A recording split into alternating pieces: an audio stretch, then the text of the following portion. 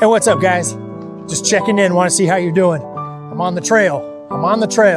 Look, eventually I'll be down there because there's a switchback coming. So right now I got the high ground. I can look down and see I'm going that direction.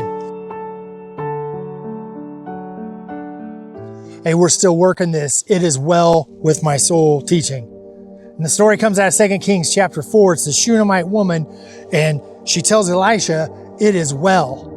And the idea here is it's well with my soul regardless of what's going on. And it's this faith that doesn't flinch. And I'll have to tell you, I'm a little guilty of my faith being a little wobbly sometimes and it flinching. But the Shunammite woman, her son dies in her arms. And now she's got to try and figure out how she's going to do life. But she knows the God that made that child in her womb. And her faith is in that. It's in nothing else.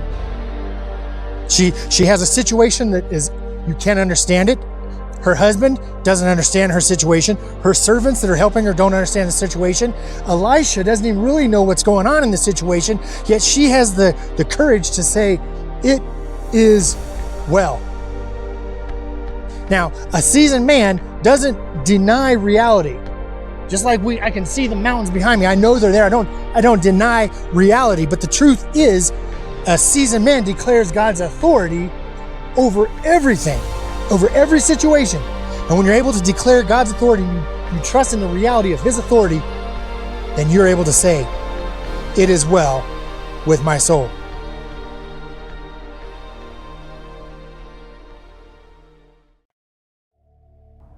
The Hebrew word for this, it is well, it is whole, is the word shalom. And shalom means peace, wholeness, completeness, soundness, well-being. It's all these things that are lined up into one phrase, peace. It's not the absence of trouble.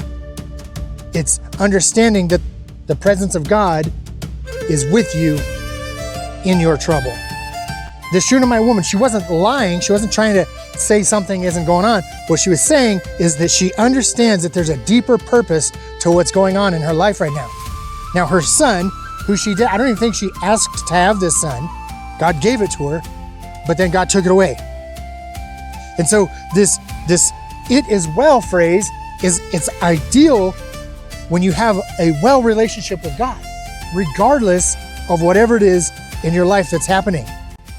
Now, the idea of a seasoned man being able to go through the situation, it's similar to when Jesus was on the boat and they were going through the storm. Eventually, Jesus calmed the storm, but in the storm, he was able to have a peace that carried him through it. So look, peace doesn't make sense to a lot of people when you're in it. And the wind's blowing my camera around, so if it looks crazy, that's why. And the irony of this is we're talking about having peace in the middle of a storm. There's no storm coming, but the wind is definitely blowing this camera around. So there's a peace that doesn't make sense. John 14:27, Jesus says, my peace I give you. Philippians 4:7 says, there's a peace that surpasses all of our understanding. It's like my heart and my mind sees a situation and tries to think through it, but there's a peace of God that overrides even that, and I can understand the peace of God. In Mark chapter 5, Jesus said, your faith has made you well. Go in peace. It's this idea that whatever's going on around you, your peace is in God, not in the situations around you. Now, when Elisha, the man of God, shows up on the scene, he asks the Shunammite woman, is it well? So he takes the word is and it and flips them around. The woman who's in distress, the woman who's having the situation, she starts off, she makes a declaration saying, it is well. But then the man of God, the prophet, comes along and he asks the question, is it well? There's a big difference there. Isaiah 3:10 says this, say to the righteous, it shall be well with him. See, God guarantees the outcome is going to be in His glory, no matter what happens, no matter what you understand the situation to be like, the outcome is for His glory. See, a seasoned man doesn't base his understanding of the goodness of God off of his pain in that moment. I'll say it again. A seasoned man doesn't assess the goodness of God based off his pain during that moment. A seasoned man knows that God is his holy ground. God is his one that he's walking on, and he's walking to, and he's walking through. The Spirit of God is inside of him. And if I was to hold my ground, I would hold this ground. We have the high ground. We can defend it, and we can hold it. The same thing with your peace. You can hold that ground, and you can defend it, and you can protect it. Stand firm. Speak faith into the situation. I'm not a name it and claim it and blab it and grab it guy, but I'm telling you, have faith. Stand firm and have faith and speak into that situation. And here's the other thing. Refuse to bow to fear. Now I'm telling you right now, I'm a little nervous. I'm out of my terrain here. I'm a little fearful. I don't know, but I do have the tools that God gave me. I've got my mind. I can smell if there's a predator. I can listen to if there's a predator. I've got bear spray, and I got a pocket knife. So there's a lot of reasons to have fear, but you don't have to bow down to that fear. You don't even have to acknowledge that fear is real. Brothers, I want you to know something. There's going to come a time, if it hasn't already come, there's going to come a time in your life where the situation is going to be so unbearable that you're not even going to want to breathe. In 2012, my really good friend died. And I remember nothing made sense to me. Nothing. No human words would make sense. No scriptures I read made sense. Nothing. I remember standing in my kitchen and staring at my cabinets and just thinking, man, I wish these cabinets could say something that made sense. That time is coming. And when that time comes, you have to know what you're standing on. And you need to stand firm in your faith in Jesus Christ. He's the only one that's going to carry you through that situation. When things don't make sense, you have to stay on the path. See, that word peace, that word shalom, it just means a wholeness. It means staying firm. It means standing solid. That woman just lost her child, and she's saying, it is well with my soul. Jesus says, my peace I give you. You can take that peace or you can leave it. John 16:33. See, your circumstance is not what's going to get the final word. The final word is going to be when you're in eternity with the creator of all things. That's the final word.